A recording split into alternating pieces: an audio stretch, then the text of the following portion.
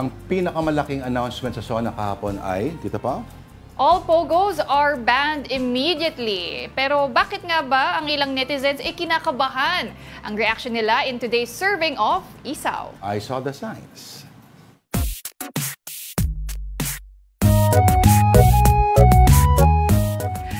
Okay, so for our I Saw the Signs, ito ay ang Pogo sa SONA edition. So, tignan natin ito.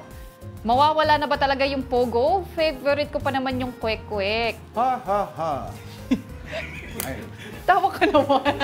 Tawa ka na lang ng ano. Pogo eh.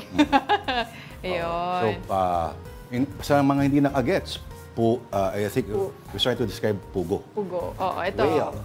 Quail egg. At bakit ito pinagbawal ni BBM sa SONA? Oo. Yan ang dahilan kung bakit doon sa PISA scores, nahihirapan tayo umangat. Sa mga kakornihan na ganyan. Next! Eto, Pogo pala yung ban. Kala ko Pogi. Kinabahan ako. Ikaw ba nag-post nito? Baka si Manny Mogato yan. Opo.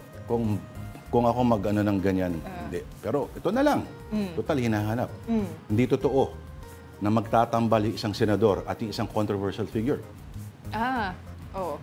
Senador, si Grace Po at si Alice Go. Oo nga. Tambalang, Pogo. hindi totoo yun. Hindi na matutuloy. Yan ang pang-PISA score, Oo high nga. ranking. Oo. Alright. Okay, meron pa po ba tayo? Ayan, that's it for today. Awa ng Diyos, thank you.